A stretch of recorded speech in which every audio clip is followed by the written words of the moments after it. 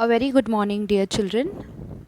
Today we are going to cover a chapter from history part, chapter 7, the First World War. The topics which we are going to cover in this part are introduction, some basic facts, why do we call it a world war, how did the First World War begin, and complex international treaties.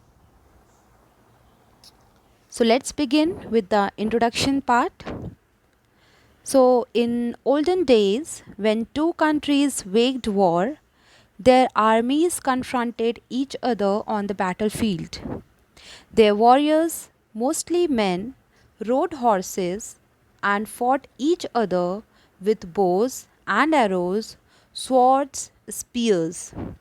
You may have heard about wars, seen in films about the war, and read about wars in the newspapers. In olden days, when two countries waged war, their armies confronted each other on the battlefield. Their warriors, mostly men, rode horses and fought each other with bows and arrows, swords, spears, lances, and other such weapons. The victorious army would loot and pillage the villages and towns of the defeated country, carrying away and enslaving the women and children. Lances and other such weapons, the victorious army would loot and pillage the villages and towns of the defeated country, carrying away and enslaving the women and children. Now, let us know about some basic facts. Countries which fought in the First World War: the German Empire, Austro-Hungarian Empire, and Ottoman Empire, known as Turkey, were on one side, while Britain, France, the Russia Empire, and the United States of America were on the other. When was the war waged? So the war waged from August 1914 to November 1918. Let us know about how many people were affected in the war. So the number of human casualties can be seen in the table. Human casualties in the First World War. As you can see here, the name of country is given and the number of soldiers fought from that particular country is also given. Number of deaths, number of soldiers wounded, and the number of soldiers prisoned and missing. So as you can see, from Austria, almost 78 lakh soldiers were there, and among them 12 lakh deaths of soldiers from Austria country, and the number of wounded soldiers are 36 lakhs 20,000, and the missing soldiers are 22 lakhs. So in the same way, you can see country Britain, France, Germany, Italy, Russia, Turkey, and USA. Now, let us know, why do we call it a world war? All European countries, barring a few like Switzerland, fought in the First World War, with America joining in 1917.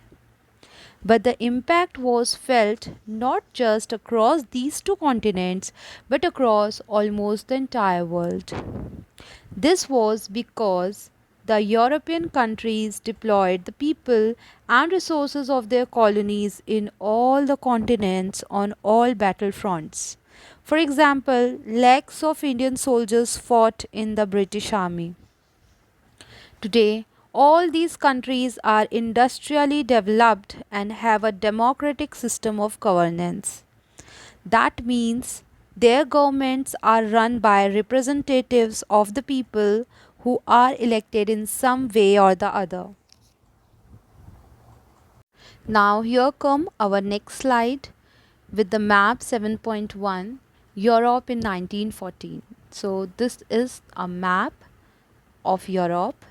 in 1914. How did the First World War begin? A very minor incident led to the outbreak of the war. Austria Hungary wanted to annex its small neighbor Serbia. This angered the nationalistic Serbian people. They wanted to teach their bigger neighbor a lesson as a warning. One highly patriotic Serbian citizen assassinated the Archduke of Austria and his wife at a place called Sarajevo in June 19. Austria launched an attack on Serbia to avenge the murder. Russia came to the aid of Serbia while Germany sided with Austria in ensuing battle. Soon, France, Britain, and other countries found themselves drawn into the war. Austria launched an attack on Serbia to avenge the murder. Russia came to the aid of Serbia while Germany sided with Austria in the ensuing battle. Soon, France, Britain, and other countries found themselves drawn into the war. Now, here comes our next topic, complex international treaties. Tension was building up between European countries by the end of the 19th century, and the powerful countries felt that sooner or later war was inevitable.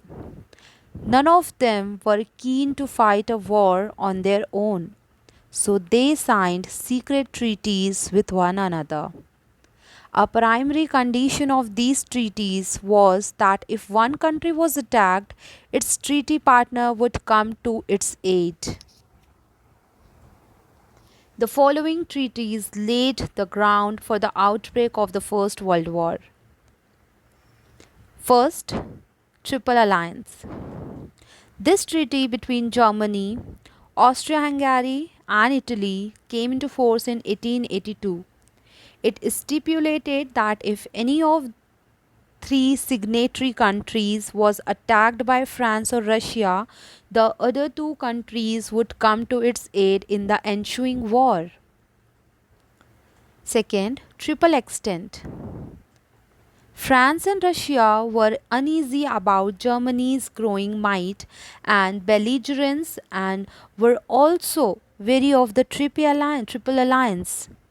At the same time, Britain was worried about Germany's mounting naval strength.